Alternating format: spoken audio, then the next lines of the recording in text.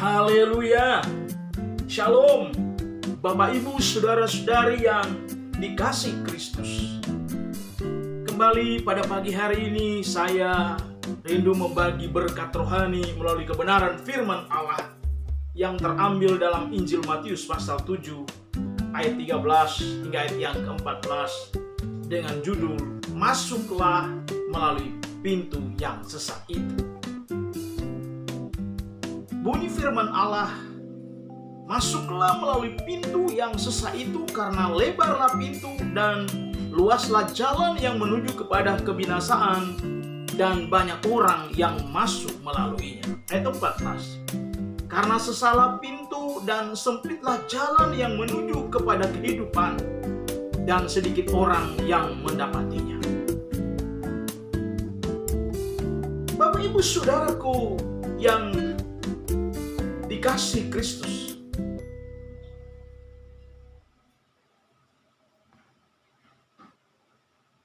firman Allah mengajarkan bahwa kita tidak dapat mengharapkan mayoritas orang-orang yang mengikuti dia pada jalan menuju kehidupan, saudaraku. Karena kalau mau ikut dia, kita sudah tahu syarat utama menjadi pengikut Kristus.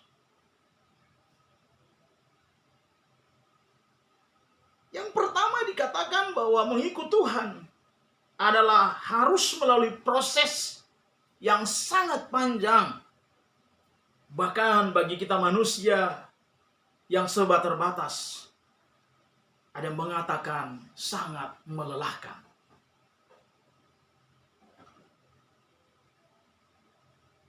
Dan dikatakan dalam Matius 11 ayat 8-29. Dalam mengikut Tuhan. Bahkan dalam Markus pasal 8 ayat 34. Dalam mengikut Kristus itu harus memikul salib. Setiap hari mengambil bagian dalam penderitaannya setiap hari. Yang kedua, dikatakan hanya sedikit orang yang masuk melalui pintu yang sesat tadi. Pintu pertobatan sejati, saudaraku. Hanya sedikit orang yang masuk melalui pintu pertobatan sejati dan menyangkal diri untuk mengikut Kristus. Serta betul-betul berusaha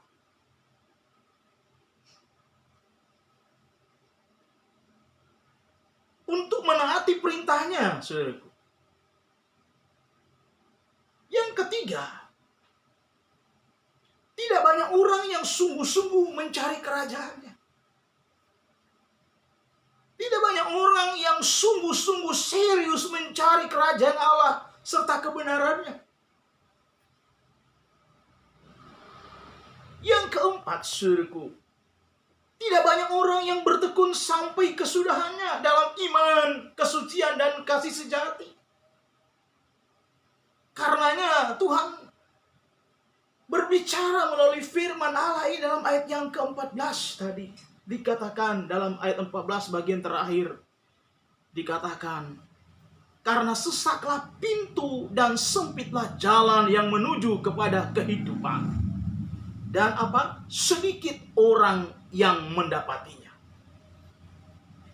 Jawaban firman Allah dalam ayat 4 tadi dikatakan, dalam ayat 14 tadi dikatakan, tidak banyak orang yang bertekun sampai kesudahannya dalam iman, kesucian, dan kasih sejati. Yang kelima, saudaraku, tidak banyak orang yang mau dimuridkan. Artinya apa? Tidak banyak orang yang mau tunduk pada otoritas guru agung. Itulah Tuhan Yesus Kristus. Saudara-saudara yang dikasih Kristus, ada pesan Tuhan buat mereka yang mau masuk melalui pintu yang sesat itu, saudaraku. Kita tahu bersama dalam saat khotbah Tuhan Yesus di atas bukit. Dalam Injil Matius pasal 5 ayat 3-12, saudaraku. di mana Tuhan Yesus terang-terangan menjelaskan tentang berkat besar, saudaraku, yang akan diraih, yang disediakan oleh Kristus bagi mereka yang menjadi murid-muridnya yang sejati, bagi mereka yang menjadi muridnya di dalam kerajaannya. Kalau kita lihat dalam khotbah Kristus dalam Matius 5 ayat 3-12, luar biasa. Pertanyaan datang kepada kita, maukah kita dijadikan murid-muridnya?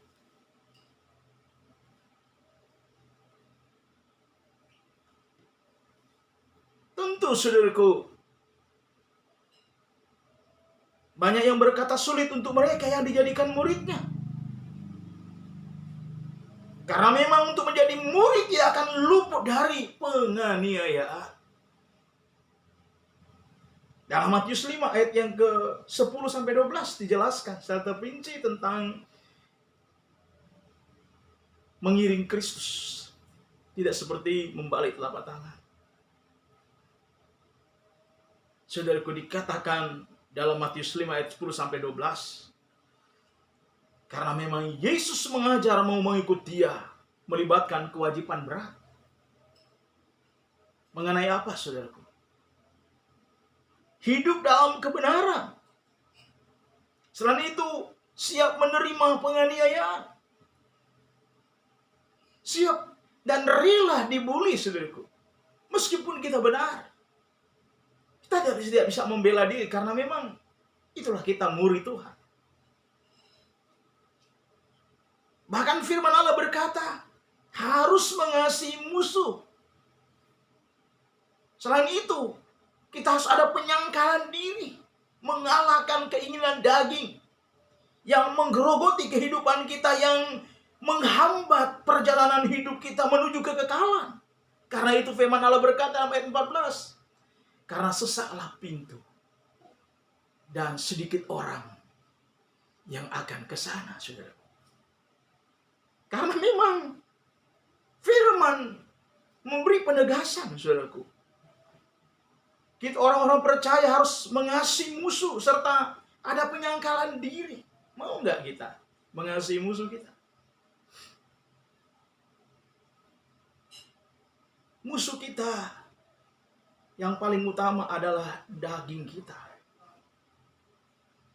Mau nggak kita ditaklukkan menjadi murid Tuhan? Saudaraku yang dikasihi Tuhan. Bahkan kalau kita berkata untuk mengiring dia, untuk masuk dalam pintu yang sesak itu, siap dikucilkan, bahkan siap ditinggalkan kawan, sahabat. Tetapi di balik itu semua, Alkitab berkata apa, saudara? Di dalam kitab 1 Korintus pasal 15 ayat 58. Jeripayamu tidaklah sia-sia. Dalam perjalanan hidup kita menjadi orang-orang Kristen, menjadi pengikut-pengikut Tuhan, Alkitab memberi penerangan dengan jelas bahwa mengiring Tuhan memang tidaklah mudah. Disertai dengan kita berjuang untuk dijadikan murid Tuhan. Bahkan kita berjuang untuk hidup di dalam kebenaran. Bahkan dikatakan kita harus siap menerima yang namanya penganiayaan. Dan Tuhan memang tidak menepis ini. Mengiring Kristus tidak seperti membalik telapak tangan.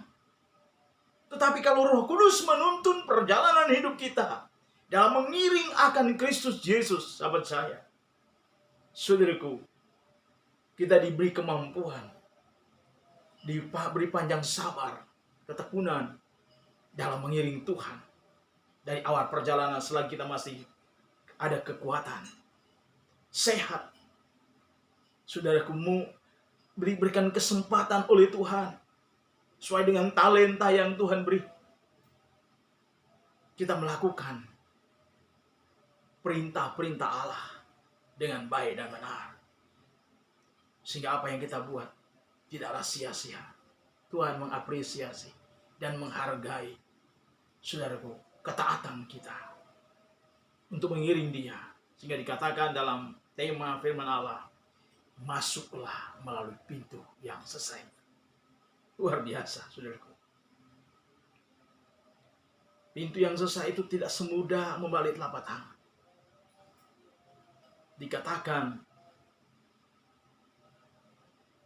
tidak banyak mayoritas orang yang mengikuti Dia pada jalan menuju kehidupan. Fakta di depan mata kita sedang terjadi, penggenapan firman Allah. Tapi saya percaya, bagi kita orang-orang percaya sudah ditebus oleh darah Kristus. Kita dimampukan oleh Allah Roh Kudus untuk kita seiring berjalan dengan Tuhan selagi kita ada di hidup dalam dunia ini. Saya percaya kita dimampukan dan berhasil dalam menjalani hidup yang kita lalui bersama-sama dengan Tuhan. Inilah firman Allah yang kami sampaikan. Kiranya semuanya yang mendengar firman Allah pada pagi hari ini diberkati oleh Tuhan. Haleluya.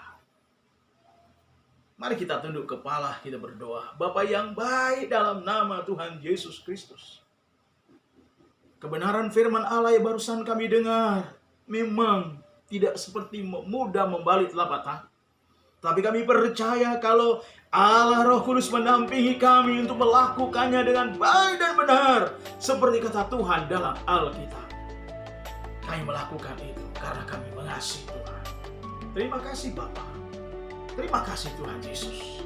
Terima kasih Allah Roh Kudus meteraikan kebenaran firman Allah ini di dalam hati setiap umat-umat Allah yang sudah mendengar firman Allah dan nasihat Tuhan pada pagi hari.